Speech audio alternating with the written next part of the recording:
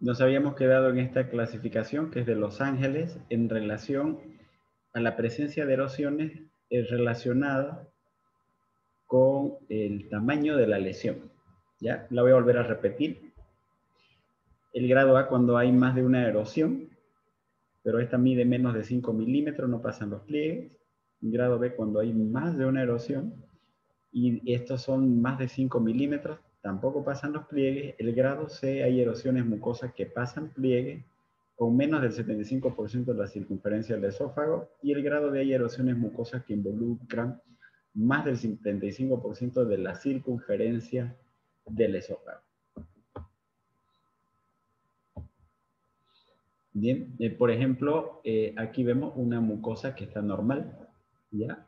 En esta de acá, por ejemplo, hay erosiones, miren acá, ¿ya? Hay una erosión, hay dos erosiones. Esta erosión, bueno, por la amplitud del endoscopio, se ve grande, pero en realidad es chiquita esta, 5 milímetros de cero. Aquí hay otra, hay 2, 3, hay 4, y están entre 3, 5 milímetros más o menos. Esta vendría a ser una clasificación de Los Ángeles, un grado B. En cambio, esta es una erosión que además ha sangrado, ¿no es cierto? Y si se fijan, ocupa cerca del 50% de la circunferencia del esófago. Entonces esta vendría a ser alrededor de un grado C. Aquí tenemos otras erosiones, ¿no es cierto? Que está ocupando el tercio inferior, pero además lo más llamativo acá es de que hay cierto grado de estenosis, donde habitualmente no se suele apreciar, como en esta imagen de acá arriba, el esfínter esofágico inferior a cabalidad. Bien, entonces, una vez ustedes vieron que era necesario realizar una endoscopía o no, listo, lo que sigue con ese paciente que está ahí en su consulta y ustedes tienen la alta sospecha que es una enfermedad por reflujo gastroesofágico, lo que pueden hacer es el famoso test del omeprazol. Este es un método terapéutico para el diagnóstico de la enfermedad. Se utiliza a dosis elevada que puede ir de 40 a 60 miligramos durante un periodo corto de 1 a 2 semanas.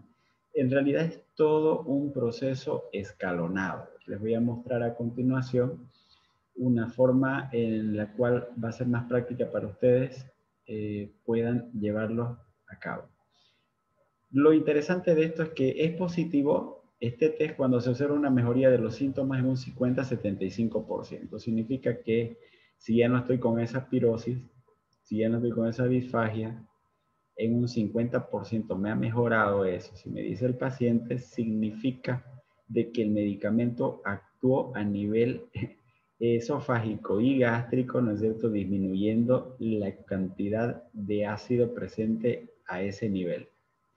Y ese es un indicativo muy claro de que ha habido respuesta y por lo tanto de que hemos estado frente a una enfermedad por reflujo gastroesofágico. Sin embargo, también existe la posibilidad de enmascarar otro diagnóstico y a pesar de una mejoría sintomática puede existir también una displasia o un esófago de Barrett.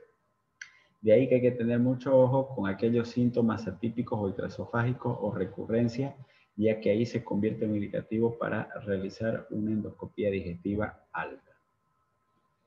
La esofagografía me puede servir en algunos casos para ver algunas lesiones que comprometan la mucosa, pero su utilidad es bastante limitada.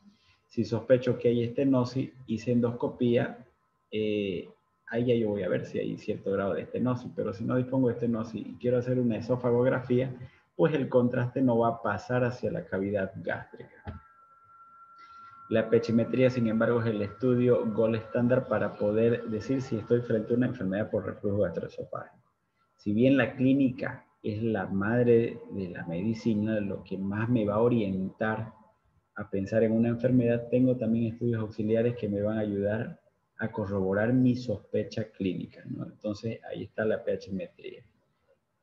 Se coloca una sondita con electrodos por encima del esfínter esofágico inferior y se determinan las modificaciones del pH en 24 horas. Está todo el tiempo con la sondita y esa sondita se la ajusta bien por este nivel, pasa por debajo de la camisa y se lo coloca en las partes laterales de la persona. Se lo ajusta bien, tiene una grabadorita y esa grabadorita tiene un chip. Ese chip al día siguiente, después de las 24 horas, se lo pone en una computadora y se evalúa el tiempo total de 24 horas en la cual ese esófago donde estaba la punta de ese electrodo fue expuesto a mayor tiempo de contenido ácido. Ya entonces, cuando entonces supera más de los 5 minutos en 24 horas de exposición del ácido a nivel del esófago, ya es un indicativo de enfermedad por reflujo gastroesofágico. O también cuando existe episodio de reflujo ácido, cuando se registra un descenso también del pH esofágico a un valor igual o inferior a 4 en el esófago. Entonces ya hay dos indicativos. Uno, el valor del pH, y el otro, el tiempo de exposición del contenido ácido a nivel del esófago. Entonces lo hago en caso de síntomas atípicos, refractaria al tratamiento, en endoscopía negativa o para monitorear la eficacia del tratamiento, sea un tratamiento clínico o sea un tratamiento quirúrgico. Cuando no hay otra opción que hacer un tratamiento quirúrgico, pues entonces para evaluar la eficacia de ese tratamiento quirúrgico, se hace una pH-metría de control.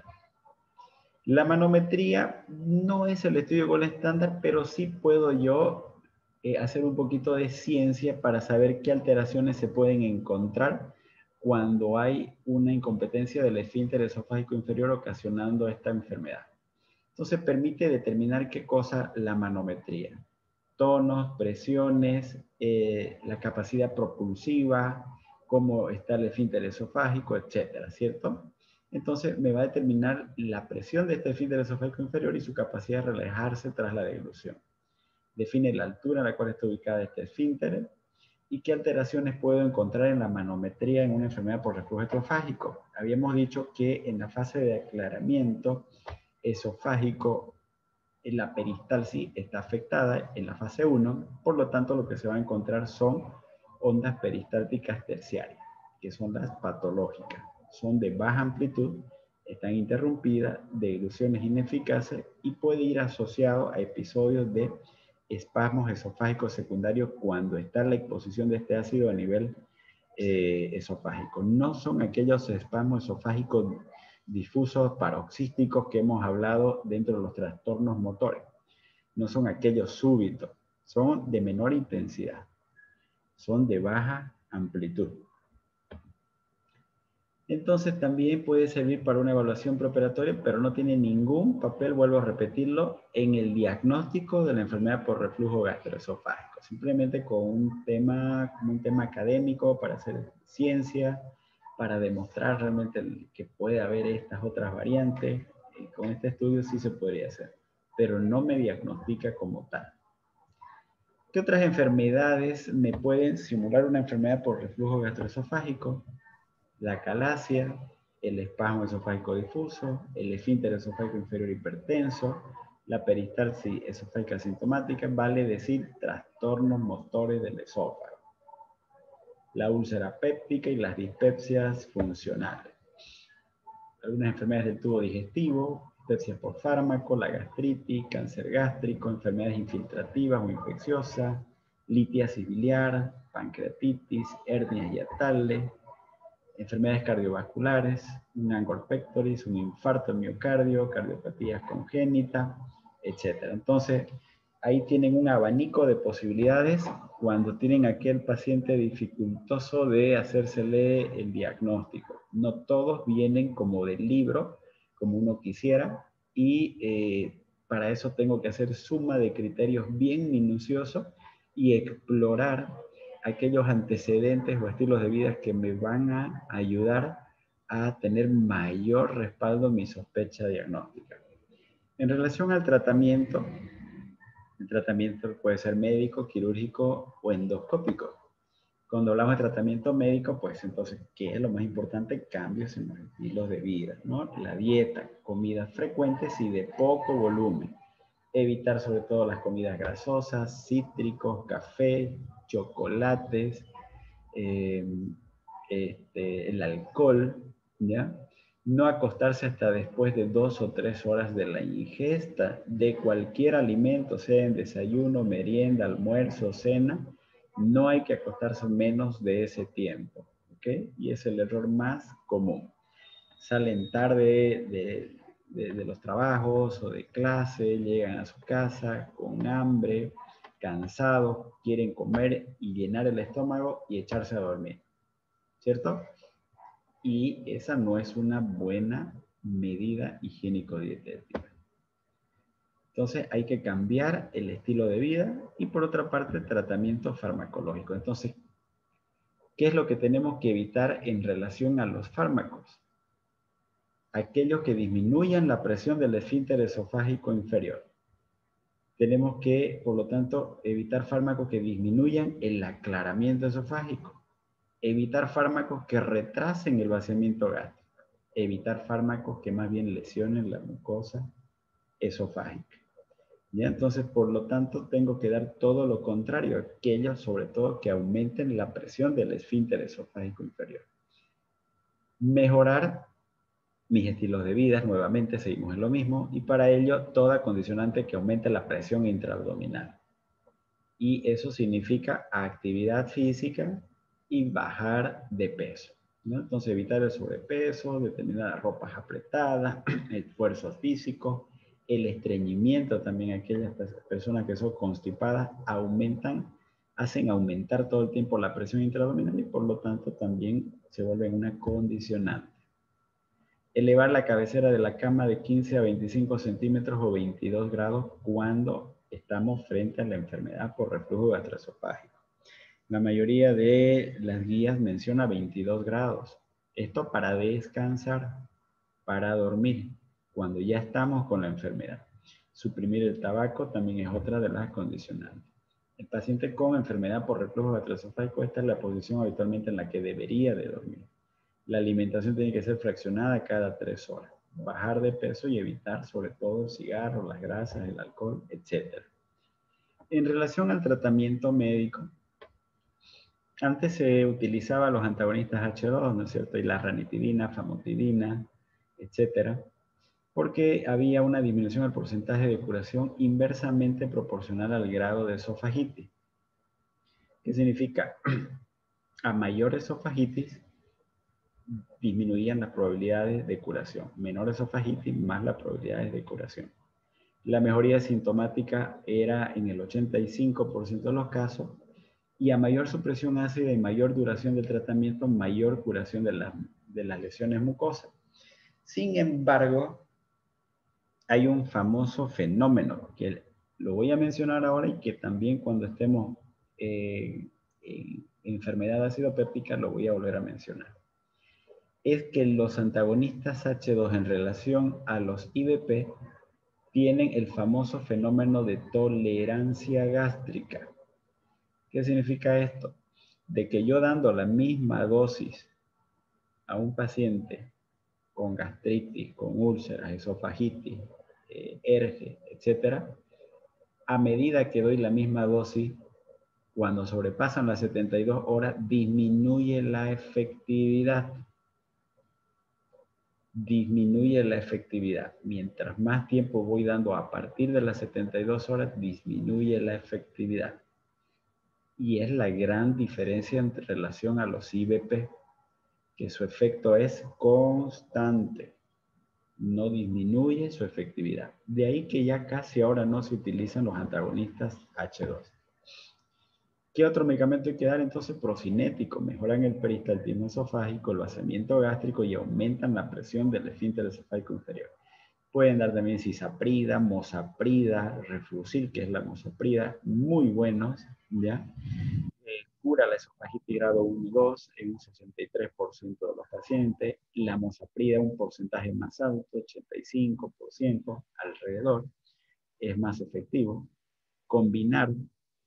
Combinarlos también es bastante efectivo. Un omeprazol con una mosaprida, un omeprazol con un metoclopramida, con una domperidona, etc.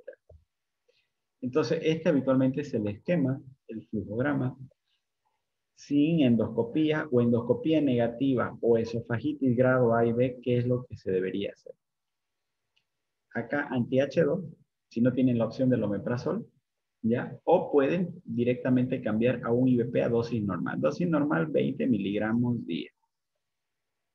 O cisaprida, que a cualquiera de las dos opciones. O pueden dar ambas opciones también. Un omeprazol más cisaprida. ¿Listo? Entonces, ya nos situaríamos acá. ¿Cuánto tiempo se va a dar? 2 a 4 semanas. El IVP a dosis normal. 20 miligramos antes del almuerzo cada día. ¿Por qué antes del almuerzo se da el omeprazol? ¿Quién me puede responder por 2 puntos en este momento? Se absorbe en pH ácido.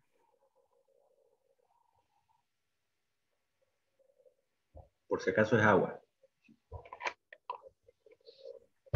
¿Por qué se daría omeprazol antes del almuerzo cada día?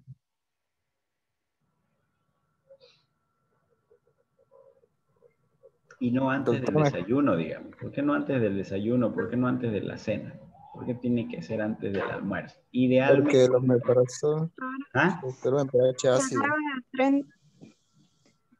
30 ver, minutos Doctor, antes el de las omeprazol, comidas, incluso en el desayuno, porque combinado con las comidas se vuelve inefectivo. no, no es la respuesta. doctor, Por disculpe, el mecanismo de acción, doctor. el omeprazol actúa en medio ácido y si no hay el medio ácido, o sea, si se da después de comer, ya no va a tener, ya no se va a absorber. ¿No? A ver, otra respuesta. Porque, doctor, a mediodía hay mayor ingesta de alimentos y hay mayor producción de ácido gástrico. No. No digo que están malas, sus respuestas están muy incompletas. La respuesta es en sí que se da alrededor de las 11:30 o a las 11 de la mañana, ¿ya? Habitualmente media hora antes de la comida yo prefiero darlo, del almuerzo, porque su efecto habitualmente dura 20 horas. ¿Y eso qué significa? De que va a estar protegido hasta el desayuno del siguiente día. Si yo le doy a ese paciente antes del desayuno, su efecto va a acabar en la madrugada o en la noche.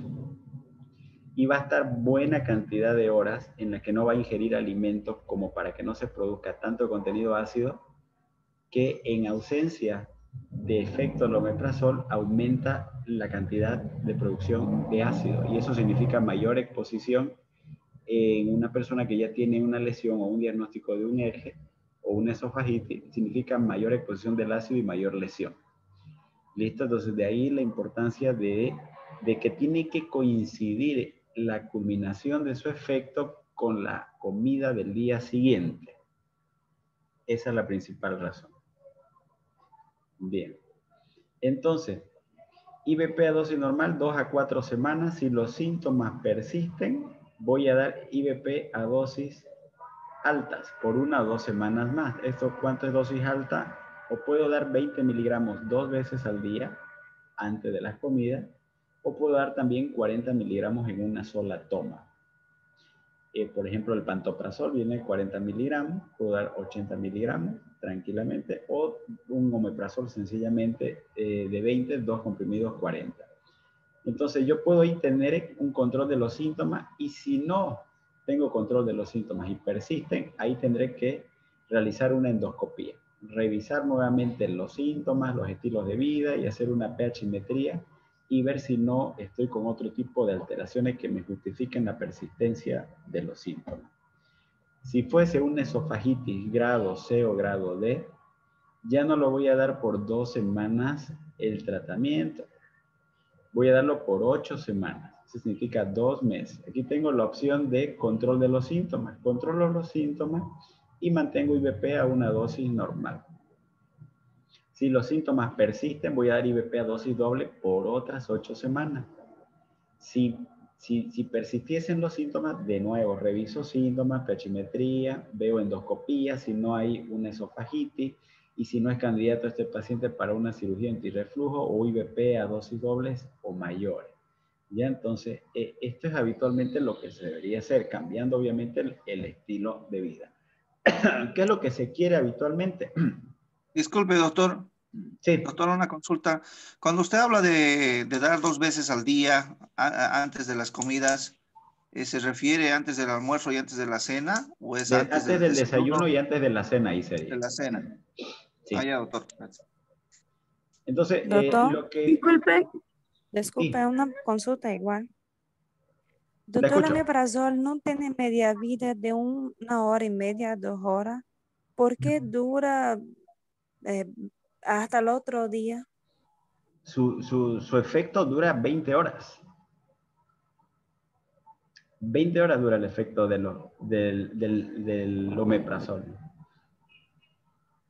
¿Ya? Que había entendido que su vida media era de 1 hora y media. Por eso que se El efecto, podía dar el efecto, el antes de efecto. cada reflexión.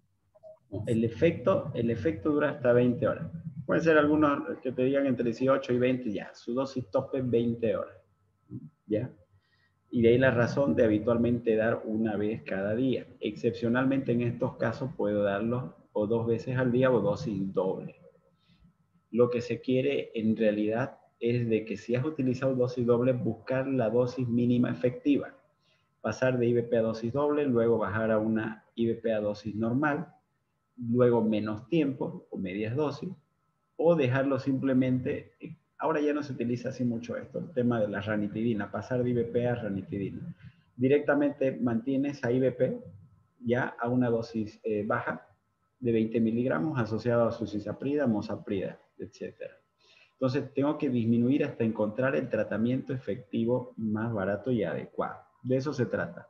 Este es el tratamiento médico acompañado de las medidas higiénico-dietéticas que acabo de mencionar. Como se dan cuenta, no es nada complicado, pero sí es un tema de paciencia y cambios en el estilo de vida, porque el paciente puede manifestar sigo igual y ya pasó apenas 5 días y no veo cambios, pues tendrán que derivar con una nutricionista, tendrán que derivar para que de alguna manera disminuya su nivel de estrés, haga actividad física, baje de peso, ver qué condicionante es la que tiene que no hace que mejoren los síntomas. Y si a pesar de modificar todo, siguen los síntomas, ya pasaron 8 semanas, etcétera, y no mejora, pues tendrán que hacer una endoscopía digestiva para ver si no hay algo adicional que esté interfiriendo. El tratamiento quirúrgico se opta cuando hay una refractariedad al tratamiento médico, no responde con nada. Y esos pacientes habitualmente están de forma permanente con IVP. Y no responden por nada y aparte han tenido hemorragias frecuentes o ya hay estenosis o hay síntomas extraesofágicos. Cuando ya prácticamente se intentó de todo o el paciente muy reacio, muy resistente, poco coercivo, poco diligente, como que no quiere poner de su parte y empeora más bien los síntomas, bueno, en ese caso tienes que plantearle la opción quirúrgica y derivarlo con un cirujano experto para que pueda evaluar el caso como tal. Y por último, el tratamiento endoscópico. El tratamiento endoscópico está direccionado a aumentar la presión del esfínter esofágico inferior. Ese es el objetivo del tratamiento endoscópico. Entonces, inyectan polímero, hacen plicaciones esofágicas intraluminales o cauterización, todo aquello que hace que se vuelva más duro el esfínter esofágico inferior. Intentan regresar la competencia de este esfínter sin los riesgos y costos de una cirugía. Por ejemplo, las plicaciones intraluminales meten el endoscopio, se localizan en el tercio inferior a la altura de los pilares diafragmáticos y agarran y comienzan a aplicar. Y comienzan a suturar. Comienzan a aplicarlos y a disminuir el lumen del tercio inferior del esófago a la altura del cardias con la finalidad de que haya menos exposición del contenido gástrico hacia el esófago. Esa es la finalidad principal. Mejoran entonces el tiempo de exposición a un pH menor a 4 en todos los pacientes. 60% de los pacientes usan menos dosis de IVP al mes. También hay las caracterizaciones por radiofrecuencia, 87% de los pacientes sin medicación posterior. Hay una cierta mejoría clínica, hasta cierto punto no es del todo. El que mejor funciona es la aplicación endoscópica. Otras complicaciones que puede traer el ERGE, de las mencionadas ya, está la esofagitis, la estenosis, úlceras esofágicas, ronquera, pero como síntoma extraesofágico que se vuelve crónico, los broncoespasmos, puede llevarme a una enfermedad pulmonar crónica o un esófago de Barrett y convertirse en un factor de riesgo para el cáncer esofágico. ¿Listo? Como les dije entonces, habitualmente en 2 periodos de tiempo es que se da este tema, que es interesante. Y bueno, espero se haya comprendido. Si tienen alguna pregunta, hacemos una rondita de preguntas y de ahí pasamos directamente ya al último tema, que es cáncer de esófago, que vamos a hablar simplemente cosas puntuales, como para que no se cansen tanto ustedes. Doctor, disculpe, ¿hay ocasiones en que se da el omeprazol por vía endovenosa? Claro que sí. Y claro que sí, si el paciente tiene asociado una hemorragia digestiva alta por una esofagitis erosiva, grado COD, puedes dar una dosis de omeprazol endovenoso hasta que calme la molestia. Además que se ha visto que hay una disminución de la recurrencia con la administración del omeprazol, eso está totalmente demostrado. Pero no significa que lo vayas a dejar de forma permanente todos los días, porque sabes que como es un test terapéutico, es un test que hace por una parte para ver si mejoran los síntomas con la administración de IVP y por otra parte, si es que mejoran, entonces ahí tendrás que hacer el seguimiento para que haya una mejoría mayor de los síntomas en el tiempo, asociado siempre a un procinético. Gracias, doctor. Una preguntita más. Usted habló con respecto a lo de la evaluación de la elevación de la cabecera, ¿no? ¿Eso Sí. ya sería de por vida para ello o hasta que se vea una mejoría? A ver, ¿quién le ayuda a Yesenia a responder esa pregunta que es interesante? Sí. A ver. La enfermedad por reflujo gastroesofágico se cura, en otras palabras, quieres saber, ¿cierto? No, me refería a, digamos, si hay mejoría en los síntomas. Si hay mejoría en los síntomas con la posición. Sí. Claro. Claro que sí. Lo que quieres, no te olvides que cuando tienes una enfermedad por reflujo gastroesofágico, o bien tienes síntomas o bien tienes daño tisular. Y cuando hay daño tisular hablamos de esofagitis, ¿no? Y las esofagitis ya habíamos dicho 4 grados, A, B, C, D. Ahora, lo que quieres disminuir es la exposición del contenido gástrico en ese esófago que está lesionado tisularmente.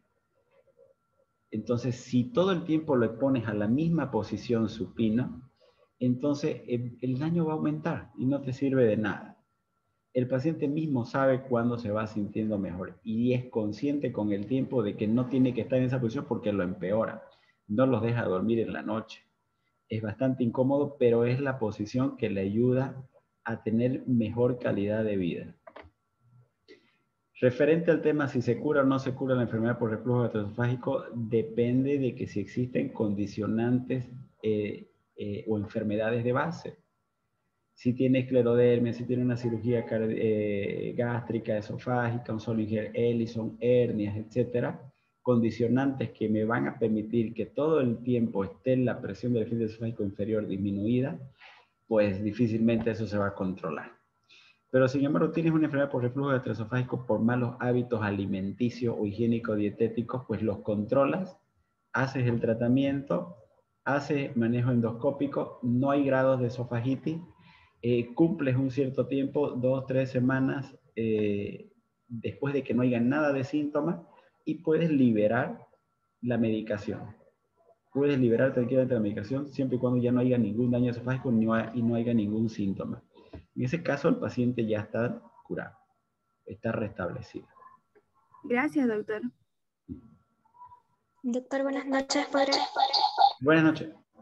Disculpe, ¿podría explicar por qué la mayoría de los asmáticos tienen reflujo? ¿O es que el reflujo es el causante o el desencadenante del asma? Un poquito más fuerte, por favor. No entiendo bien aquello. Un poquito más fuerte. Creo que su pregunta era acerca de la relación del asma con el reflujo gastroesofágico, doctor. Sí, lo que pasa es que es fácilmente confundible. El contenido gástrico pasa a la vía respiratoria y en la vía respiratoria no es el ácido propio de la vía respiratoria, se convierte en un irritante hacia las vías aéreas inferiores. Y el principal mecanismo de defensa que tenemos, ¿cuál es? La tos. Y si todo el tiempo me pongo ácido, mi vía respiratoria, ¿qué es lo que va a querer? Sacar todo el tiempo ese ácido que está en la vía respiratoria. Y se convierte con el tiempo en una lesión, en una situación dañina para la vía aérea inferior, y se convierte inclusive en un alergeno que, si hay predisposición genética, puede desencadenar tranquilamente crisis de asma, con broncoespasmo, etc. Tranquilamente. Y muchas veces confundida. El paciente que no tenía tos, pero de repente engordó, su alimentación malísima, aumentó su nivel de estrés, y de repente comienza con tos y episodio de reflujo, no duerme en la noche, y eso cabalmente es después de 2-3 horas de que comen, se echan y comienzan con ataques de tos.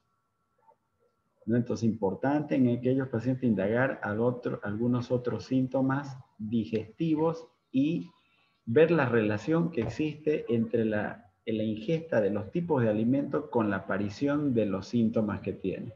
Muy importante. Doctor, buenas noches. Buenas noches.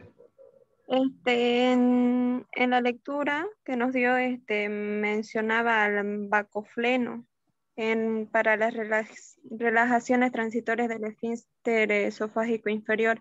¿En Bolivia existe la medicación? Y Claro. otra pregunta también, el destrolansoprazol, mencionaba ahí también que se puede y es útil utilizarlo en comidas, o sea, es más cómodo para el paciente. ¿Qué tan frecuente o por qué no es de primera elección en ERGE? Ya. A ver, dentro de la familia de los IBP hay muchos IBP. Está omeprazol, el pantoprazol, rabeprazol, esomeprazol, lansoprazol, el dextroesomeprazol, que son moléculas más modificadas específicamente para tener una acción mucho más específica. Ya son otro tipo de moléculas más perfeccionadas, si vale el término. Ahora, en otros países, evidentemente, los estudios que hacen son más con lansoprazol, esomeprazol, pantoprazol, etc. Y muy pocos con omeprazol. Pero, ¿por qué hacen con ellos? Antiguamente lo comenzaron haciendo con omeprazol, cuando comenzaron a salir los IBP. Pero después, ¿por qué ya no hicieron más con omeprazol? Y no es que no lo hayan hecho, sino que buscan algún otro IBP, ¿ya?, que tenga mayor eficacia. Pero se ha hecho también en diferentes estudios, tanto para patología esofágica como gástrica, para ver cuál dentro de los IBP es mejor para iniciar un tratamiento para una enfermedad acidopéptica, gastritis, esofagitis, etc. Y se ha visto que va más por un tema económico. La eficacia dentro de los IBP es entre el 1 y 2% entre el omeprazol y el resto. Es 1 a 2% más eficaz el lansoprazol que el omeprazol, el rabeprazol que el omeprazol, y así están entre el lansoprazol y pantoprazol, ¿cuál es mejor? El esomeprazol con lansoprazol, 1%. O sea, 1 a 2% te va a cambiar la historia de la enfermedad. No. Es por eso que habitualmente solemos utilizar, siguiendo utilizando el omeprazol. No vas a comparar un omeprazol que te puede salir, qué sé yo, 2-3 bolivianos frente a un esomeprazol o un dexlansoprazol que te sale 18-20 bolivianos y el mismo efecto, varía en 1 o 2% la eficacia. No vas a sentir tanta esa eficacia, pero sí tu bolsillo se va a afectar un poquito más. Claro. ¿Ya? Entonces, cuando veo que prescriben colegas recién egresados IBPs así, los últimos que los visitadores médicos le llevan y le regalan al paciente, está bien, pero le dicen se va a seguir comprando de este, ¿ya? Y cada uno, en algunos cuesta 18 bolivianos, otros 22. Y ya no tienen para comprarse. Y la diferencia, les vuelvo a decir, es entre el 1 y 2% de efectividad superior entre todos los que son las familias de los IBP. Si puedes darle el omeprazol tranquilamente, perfecto, continúalo dando. No hay mayor problema. Mi otra pregunta, doctor, era el bacofleno. ¿Existe aquí en Bolivia? Sí. Es más de uso, sí, sin embargo, de los gastroenterólogos frente a falla en la respuesta a los tratamientos habituales. Si ustedes tienen acceso directamente a un IBP con un procinético, pues los están haciendo bien. Cuando hay fracaso al tratamiento, tu última opción podría ser el baclofeno. Muchas gracias, doctor. Doctor, una consulta. ¿Y las asociaciones que están saliendo ahora de omeprazol con bicarbonato, indicados para el reflujo? No sirve mucho en el tema de las esofagitis, no, porque el bicarbonato te ayuda a tener un mejor proceso de digestión y de facilitar la absorción de los alimentos cuando vayan a pasar al intestino. Ayuda con el proceso de la digestión. Por eso nos calma, ¿no es cierto?, cuando consumimos un Digestán, que en algunos que tienen igual su bicarbonato, nos sentimos más livianos después de haberlo consumido, una media hora, una hora, pues porque facilita la absorción o el desdoblamiento de los nutrientes para que pasen más fácilmente al intestino. Pero no tenemos nutrientes nosotros en el esófago cuando tenemos los episodios de reflujo. Es contenido ácido puro lo que tenemos. Entonces no nos va a ayudar el tema del bicarbonato. Perfecto, doctor. Gracias.